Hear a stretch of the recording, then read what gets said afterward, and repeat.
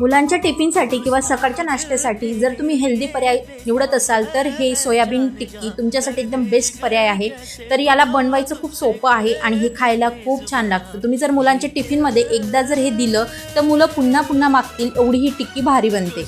बनवायची कशी, चला सुरुवात करूया। एक वाटी जे मिनी सोयाबीन असतात ते उकळत्या पाण्यामध्ये भिजत घातलेले आहेत। कमीत कमी 10 मिनिटं याला गरम पाण्यामध्ये भिजत घालायचे आहे। 10 मिनिटानंतर हे फुलून जातं आणि त्यातलं जे एक्स्ट्रा पाणी आहे ते छान हाताने दाबून काढून घ्यायचं आहे। सगळे सोयाबीन मिक्सरच्या भांड्यामध्ये घालून थोडेसे लसूण, एक हिरवी मिरची आणि एक कांदा घेतलेला आहे छान वाटून घ्यायचं आहे। व्हिडिओमध्ये दाखवल्याप्रमाणे अगदी बारीक याची पेस्ट बनवायची आहे। त्यानंतर एका बाउलमध्ये सगळं काढून त्यामध्ये बेसिक मसाले, चटणी पावडर, धना पावडर, जिरा पावडर, हळद, मीठ चवीनुसार या सगळ्या गोष्टी घालून मस्त ह्यामध्ये एक बॉईल केलेला बटाटा घेतलेला आहे आणि एक वाटी बेसन घालून चवीनुसार कोथिंबीर टाका आणि मस्त सगळं मिक्स करून घ्या। त्यानंतर ह्यामध्ये पाण्याचे ओले हात करायचे आहेत आणि मस्त एक गोळा घेऊन टिक्कीचा आकार द्यायचा आहे।